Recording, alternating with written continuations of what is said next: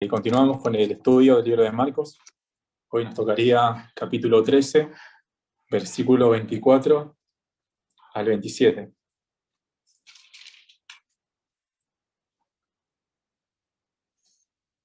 Marcos capítulo 13, del 24 al 27.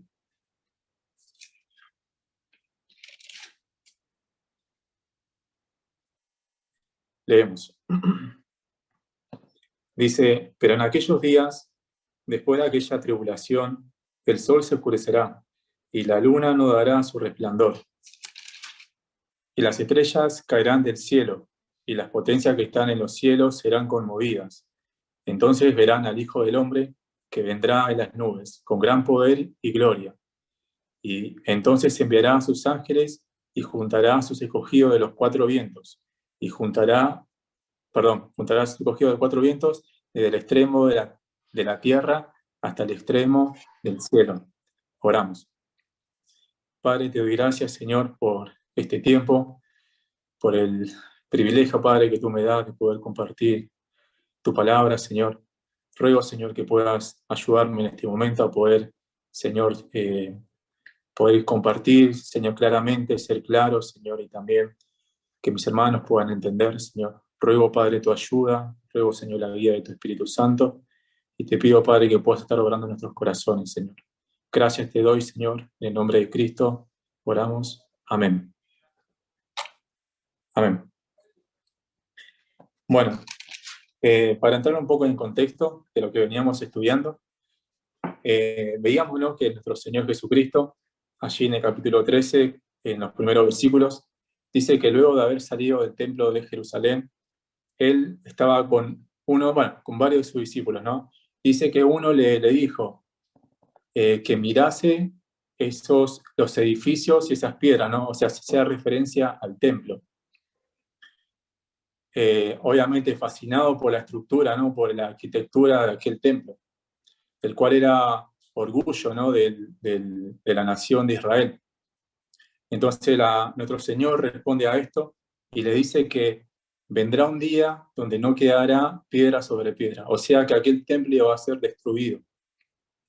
Y el Señor aquí empieza a dar una serie de profecías, ¿sí?, la cual vemos que esta profecía acerca del templo, años más adelante, precisamente en el año 70, se cumplió, porque allí el Imperio Romano fue y destruyó el templo de Jerusalén, ¿no? Y vemos que esta profecía fue cumplida en esa época. Pero no solamente el Señor dio profecías de ese momento, de esa época, sino que también se refirió a profecías del futuro, haciendo referencia a los tiempos finales. Ahora, vamos a nuestro versículo que nos toca hoy, versículo 24, y allí nos habla acerca de un periodo, ¿no? Versículo 24 dice, pero en aquellos días, después de aquella tribulación, el sol se oscurecerá, y la luna no dará su resplandor, y las estrellas caerán del cielo, y las potencias que están en los cielos serán conmovidas. Ahora, nosotros creemos que antes que sucedan estas cosas, la iglesia, haciendo el fin de los tiempos, ¿no?, la iglesia será arrebatada, ¿sí? El Señor vendrá por su iglesia, y la iglesia irá con el Señor. Y luego de este suceso empezará un tiempo, el cual hace referencia aquí Marcos. Y también Daniel, en el capítulo 12, versículo 1, habla acerca de esto, que nos dicen que será un tiempo de gran tribulación, tiempos como en palabras de Daniel, dice que será un tiempo de angustia, ¿sí?, el cual nunca hubo precedentes alguno, ¿no? Será un tiempo terrible, un tiempo de catástrofe. Entonces, vemos, ¿no?, este tipo de señales que van a ocurrir en ese momento. También hay un texto paralelo en Mateo capítulo 24, versículo 1, nos dice,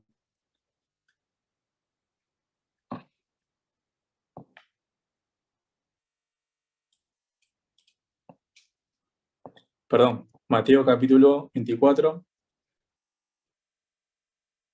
versículo 21. Dice, porque habrá entonces gran tribulación, cual no ha habido desde el principio del mundo hasta ahora, ni la habrá. O sea que va a ser un tiempo muy particular, ¿no? Un tiempo realmente de impacto, ¿no? O sea, algo que no va a pasar desapercibido, ¿sí? Entonces, enseguida cuando van a pasar estas señales, o sea que el sol no dará su resplandor, la luna tampoco dará su resplandor y las estrellas del cielo caerán, dice que enseguida vendrá el Señor en las nubes.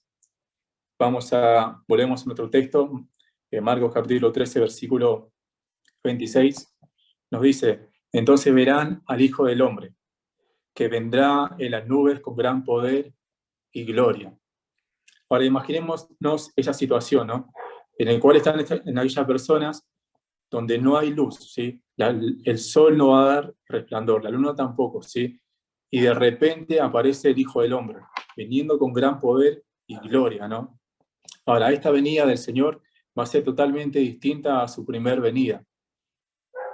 Vemos que la primera venida de nuestro Señor Jesucristo fue una venida que quizás muchas personas no lo conocieron. Solamente lo conocieron aquellos que vivían en esa época, aquellos que vivían en el territorio de Israel y sus alrededores, ¿no? Pero muchas personas solamente escucharon hablar de él. Pero ahora, sin embargo, en esta venida, en la segunda venida, el Señor vendrá, y como nos dice en Apocalipsis, capítulo 1, versículo 7, dice que todo ojo le verá, ¿sí? O sea, todo el mundo verá la venida del Señor. También la primera venida de nuestro Señor Jesucristo, Él vino como un siervo. Él vino en la función de un siervo, ¿no? Como nos declara también Marcos en 10:45, que el Hijo del Hombre vino para servir, ¿no? Ahora el Señor en su segunda venida no vendrá como un siervo, sino Él vendrá y nos dice allí en Apocalipsis capítulo 19, versículo 16, dice que vendrá como Rey de Reyes y Señor de Señores. Y quisiera que me acompañen allí, Apocalipsis capítulo 19, versículo 16, y nos va a dar unas descripciones de cómo el Señor vendrá en aquel día.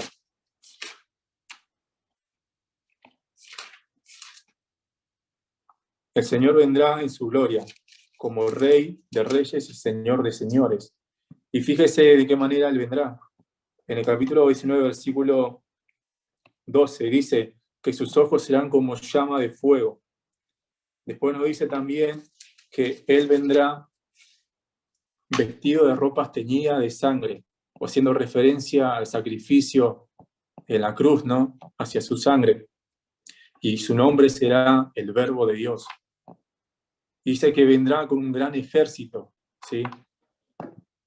Y con un gran ejército celestial vestido de lino finísimo, blanco, limpio, y le seguirán caballos blancos. Vemos a la segunda venida de nuestro Señor Jesucristo que Él vendrá lleno de gloria, ¿sí? Lleno de poder. Y también, cuando nuestro Señor Jesucristo vino por primera vez, lo vemos que Él vino en la fragilidad de la carne, ¿no? Cuando, por ejemplo, Él tuvo hambre, Él no multiplicó los panes y los peces.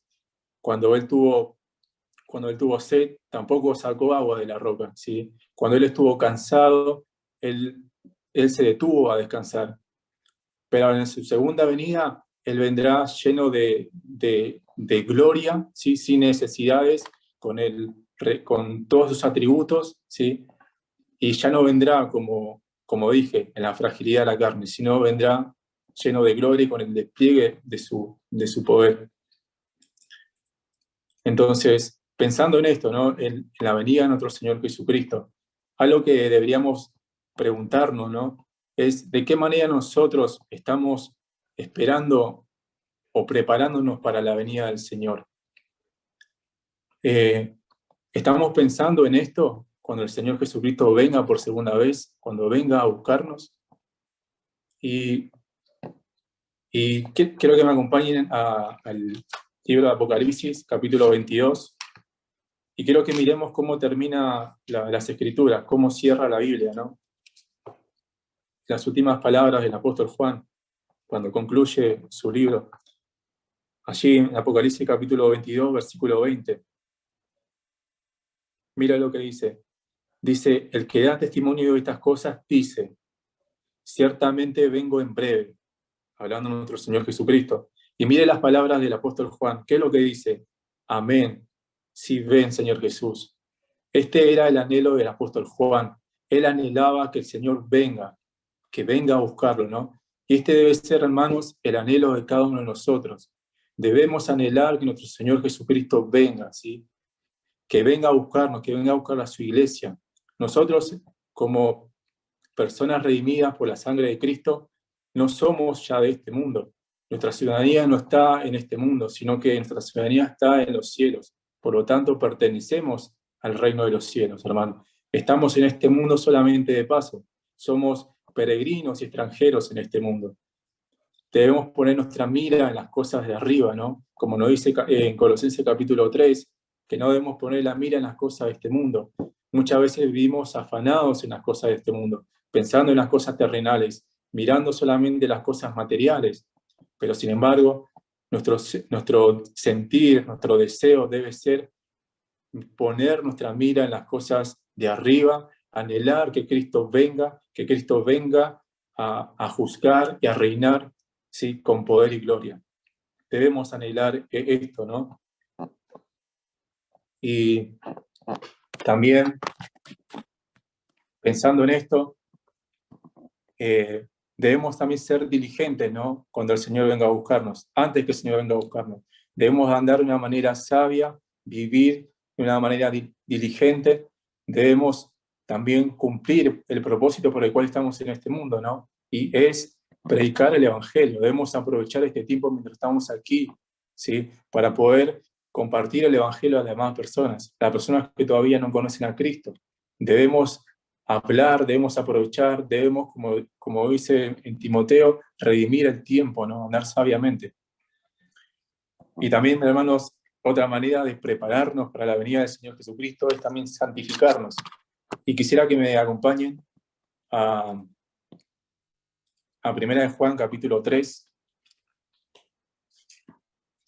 versículo 2 al 3.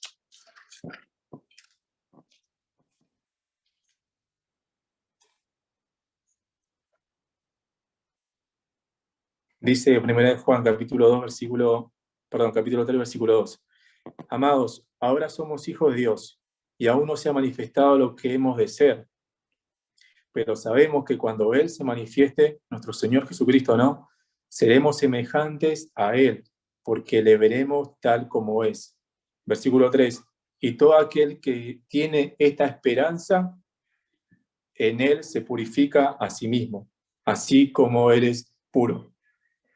Entonces, hermanos, el esperar a nuestro Señor Jesucristo va a hacer que nos purifiquemos, ¿no? Que nos purifiquemos tal como Él es, como nuestro Señor Jesucristo también es puro. Debemos esperar con ansias, debemos santificarnos, debemos anhelar el regreso de Cristo, el retorno de Cristo, ¿no? Por su iglesia.